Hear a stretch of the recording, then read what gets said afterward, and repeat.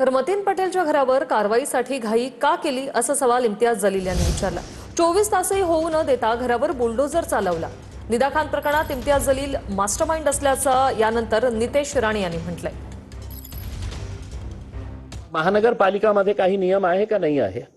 जेव्हा मतीनच्या घरावर दुपारी 12 वाजता नोटीस लावण्यात आली की 24 तासाचा समय तुम्हाला देण्यात येत आहे, तुम्ही तुमचे पेपर सादर करा, तुम्ही तुमचा खुलासा द्या, मग काही तासानंतरही तुम्ही 24 तासही होऊ दिले नाही आणि त्याच्यावर कारवाई केलेली आहे।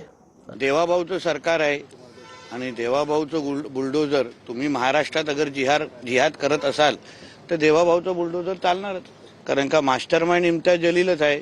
ज्या पद्धतीने निदा खानच्या संदर्भात सातत्याने तिची बाजू घेण्याचं काम, म्हणजे जिहादच्या बाजू घेण्याचं काम हाच इम्तियाज जलील करत होता। महाराष्ट्र को हरा कर देंगे म्हणणारा हाच इम्तियाज जलील होता, तर त्याची जागा बाहेर नाही, जेलमध्ये आहे आणि मला वाटतं की लवकरच तो नारळ फुटेल।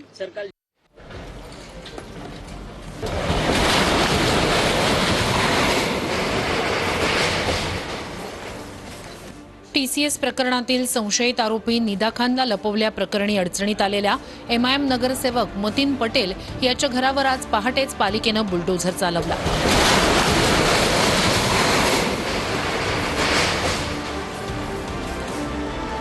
छत्रपती संभाजीनगर पालिकेचं पथक पहाटेच नारेगाव परिसरात दाखल झालं आणि बुलडोझर चालवण्यास सुरुवात केली। पालिकेचे 150 कर्मचारी, 10 बुलडोझर आणि 2 पोकलेनच्या मदतीनं ही कारवाई करण्यात आली। कारवाईला सुरुवात होण्याआधी मतीन पटेलची पत्नी आपल्या चिमुकलीसोबत संविधानाची प्रत घेऊन पालिकेच्या पथकासमोर उभी होती। दरम्यान बांधकाम अनधिकृत होतं हे स्थानिकांनाही माहिती होतं, म्हणून त्यांनी कारवाईचं स्वागत केल्याचं उपायुक्तांनी म्हटलंय। त्यांनाही कायद्याला अभिप्रेत असंच राज्य अपेक्षित आहे ना।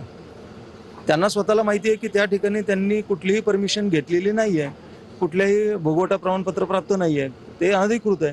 अनधिकृतला काय आपण करू शकतो, तर ते निष्कासितच करावं लागेल हे त्यांना कल्पना असल्यामुळे त्यांनी आमचं स्वागत केलं आणि संविधानाची भेट दिली। मी त्यांना सांगतो की त्या संविधानामधले जे काही कलम असतील, सगळ्या गोष्टी असतील, त्याला अभिप्रेत राहून कायदेशीररित्या त्यांचं जे काही असेल ते त्यांनी डेव्हलपमेंट करावं। नाशिकच्या IT कंपनीतील धर्मांतर प्रकरणातील संशयित आरोपी निदा खानला मतीन पटेलनं कौसर पार्क मधील घरात लपवलं होतं। 9 मे रोजी महापालिका प्रशासनानं मतीन पटेलच्या घरावर नोटीस लावली होती। 3 दिवसात समाधानकारक उत्तर देण्याचं नोटिशीतून सांगण्यात आलं होतं। मतीन पटेलनं पालिका प्रशासनाविरोधात थेट हायकोर्टात धाव घेतली। नोटीस बेकायदेशीर असल्याचं सांगत 15 दिवसांचा वेळ मागितला होता। मतीन पटेलनं हायकोर्टात धाव घेतल्यानंतर काल तातडीची सुनावणी झाली। कोर्टानं निकाल न देता पुढील सुनावणी 18 मे रोजी होईल असं सांगितलं। यानंतर पालिका प्रशासनानं शेवटची 24 तासांसाठीची अंतिम नोटीस पाठवली। अखेर मतीनच्या नारेगाव मधील घरावर आणि कार्यालयावर बुलडोझर चालवण्यात आला।